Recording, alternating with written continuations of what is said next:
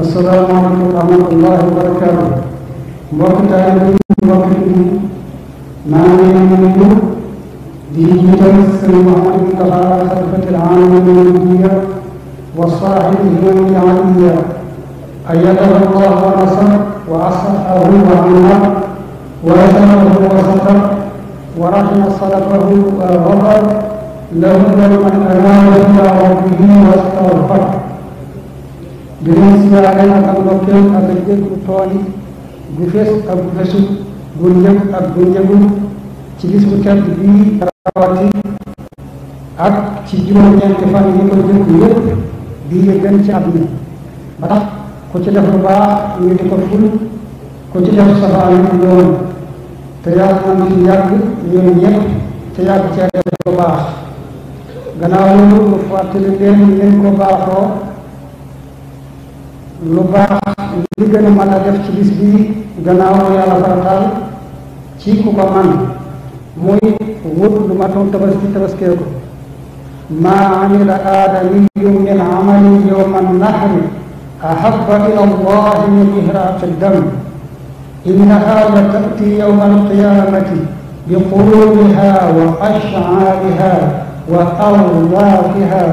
wa inna dama la yaqaw min allahi makan qabla an yaqa'a min al-ardi fatiibu biha nafsaha. hadis bi ñu ngi koy askanale ci Sayyida Aïcha radiyallahu anha man ko defe nag ci xar bëy nag gëléem xar ci ma am at bu jàpp ñuul mu am fukki weer ba ci juróom-benn weer ngeen néew bëy na doon mu dugg ci ñaareelu at nag bu dugg ñetteel bu duggee ñeenteel gënati gëléem bu dugg juróomeel bu duggee juróom-benneel gënati lu mu ci man di doon bu mu am jenn ayib ju fees ju bokk ci ñeent ayib ya ca hadiis al-Baraa ibn Aazib hadiis bu siiw boobee te mu amit bu mu amit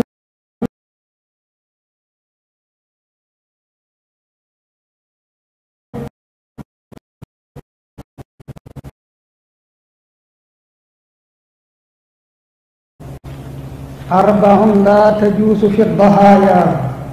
العرجاء البين وضعها والعوراء البين عورها والمريضة البين مرضها والعجفاء التي لا تلقي mucc ci ñeent ay yooyu ak yu ko nuru doy na waaye bu ca boolee am béjjën jaxase weex ak ñuul te ñuul ya yem ci lawar bët ya lawar gémmiñ ga biir ba tànk ya daal di nekk tànneef dëppoo mag ku tedd ki defoon sallallahu alayhi wa sallam mam defoon te ñaan yàlla mu nangu ko moo waxam aku xeetam te Urwatu bnu Zubayr nettali ko an sayyidati Aïchata radiyallahu anha moo war nag képp ku ko man te yas ba jub julit góor ak jigéen mag ak ndaw gan ak dëkk bu gan gan ñëwul ci aj fii ba salaat bi jot fii la def ko gënee ku waxtu woowu raw fii ba jant bi so gannaaw ëllëg bu ko deful ci